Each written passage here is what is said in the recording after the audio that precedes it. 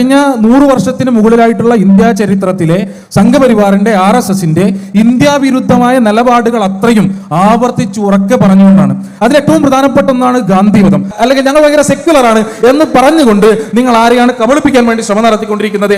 ആ കബളിപ്പിക്കൽ ഈ നാടിനകത്ത് സാധ്യമാകില്ല. ഈ നാടിനകത്തെ മനുഷ്യർ അതിനെ കൃത്യമായി തിരിച്ചറിയാൻ കെൽപ്പുള്ള ആളുകളാണ് എന്നുള്ളതാണ് സൂചിപ്പിക്കാനുള്ളത്. ഹർഷ പറഞ്ഞു തുടങ്ങിയപ്പോൾ രാജ്യവിരുദ്ധരായി പ്രവർത്തിക്കുന്ന ഒരു കൂട്ടരെന്നൊക്കെ ഇടയ്ക്ക് സൂചിപ്പിച്ചപ്പോൾ എനിക്ക് ഓർമ്മ വന്നത് നമ്മുടെ ഇൻഡോ ചൈന യുദ്ധത്തിന്റെ സമയത്ത് രാജ്യവിരുദ്ധ നിലപാടെടുത്ത പ്രസ്ഥാനം ഏതാണ് എന്ന് എനിക്ക് വീണ്ടും ഓർമ്മിപ്പിക്കേണ്ടി വരും. അത് മാത്രവുമല്ല, ഇവിടെ വംശഹത്യകളുടെ കാര്യമൊക്കെ ഹർഷ പറഞ്ഞു.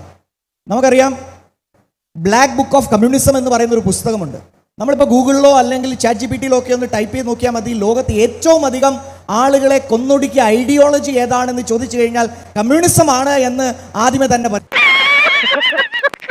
100 മില്യൺ ആളുകളെയാണ്, എന്ന് പറഞ്ഞാൽ 10 കോടി ആളുകളെയാണ് കൊന്നതെന്ന് ബ്ലാക്ക് ബുക്ക് ഓഫ് കമ്മ്യൂണിസത്തിൽ കൃത്യമായി പറയുന്നു. അതുകൊണ്ട് വംശഹത്യകളെ കുറിച്ചൊക്കെ ഇടതുപക്ഷ പ്രസ്ഥാനത്തിലെ നേതാക്കന്മാർ സംസാരിക്കുമ്പോൾ ഏറ്റവും അധികം ആളുകളെ കൊന്നൊടുക്കിയ പ്രസ്ഥാനം ഏതാണ് എന്ന് ആദ്യം ഒന്ന് ആലോചിക്കേണ്ടി വരും. ശ്രീ ഹർഷോ പ്രതിനിധാനം ചെയ്യുന്ന പാർട്ടിയുടെ പേര് CPI മാർക്സിസ്റ്റ് എന്നാണ്.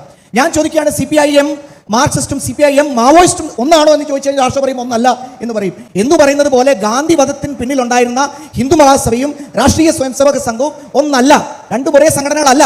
അതുകൊണ്ട് രണ്ടിനെയും ഒരേ മുഖത്തിൽ കെട്ടാൻ ശ്രമിക്കുന്നതിനെയാണ് ഞാൻ നേരത്തെ ഇവിടെ എതിർത്തത്. നമുക്കെല്ലാം ഓർമ്മയുണ്ട്, ഹൂഗ്ലിയിൽ ഒരു തെരഞ്ഞെടുപ്പിൽ നിർമ്മൽ ചാറ്റർജി എന്ന് പറയുന്ന ഹിന്ദു മഹാ നേതാവിന് സപ്പോർട്ട് കൊടുത്തത്, ഓപ്പൺ പിന്തുണ കൊടുത്ത് ജയിപ്പിച്ച് പാർലമെന്റിൽ വിട്ടത് അന്നത്തെ കമ്മ്യൂണിസ്റ്റ് പ്രസ്ഥാനമാണ്. എന്ന് പറഞ്ഞാൽ ഗാന്ധി വധത്തിൽ പിന്നിലുണ്ടായിരുന്ന ഹിന്ദു മഹാസഭയെ സപ്പോർട്ട് ചെയ്തത് കമ്മ്യൂണിസ്റ്റ് പ്രസ്ഥാനമാണ്. എന്നിട്ടാണ് ഇവിടെ നിന്ന് ന്യായീകരിക്കാൻ ശ്രമിക്കുന്നത്. ആരോട് ഇതിങ്ങനെ എത്ര വട്ടം പറഞ്ഞു? ഞാൻ ആദ്യം മുതൽ ചോദിക്കുന്ന ചോദ്യം, കേരളത്തിൽ വരുമ്പോൾ നമ്മൾ ഈ മതരാഷ്ട്രീയം വന്ന് ജമാഅത്ത് ഇസ്ലാമിയെ പോലുള്ള പ്രസ്ഥാനങ്ങളുമായി ബന്ധപ്പെട്ട ചർച്ച എങ്ങനെ മെയിൻ സ്ട്രീമിൽ വരുന്നു എന്നുള്ളതാണ് കേരളത്തെ ഭയപ്പെടുത്തേണ്ട കാര്യം. നമുക്കറിയാം, ഇപ്പോൾ ഇടതുപക്ഷത്തിന്റെ കാര്യം പറഞ്ഞു, മാറാട് കലാപത്തിന്റെ സമയത്ത് ഒരുമിച്ച് കൈകോർത്ത് നടന്നവരാണ് ജമാഅത്ത് ഇസ്ലാമിയും CPM-ഉം. ശ്രീമാൻ പിണറായി വിജയന്റെ ഒരു വീഡിയോ വൈറലാണ് സോഷ്യൽ മീഡിയയിലൊക്കെ. അദ്ദേഹം പാർട്ടി സെക്രട്ടറി ആയിരുന്ന സമയത്ത് അദ്ദേഹം തന്നെ ഓപ്പൺ ആയിട്ട് പത്രസമ്മേളനത്തിൽ അഡ്മിറ്റ് ചെയ്തിട്ടുണ്ട്, ജമാഅത്ത് ഇസ്ലാമി കാലങ്ങളായിട്ട് ഞങ്ങളെ സപ്പോർട്ട് ചെയ്ത പ്രസ്ഥാനമാണ് എന്ന് പറഞ്ഞിട്ട്.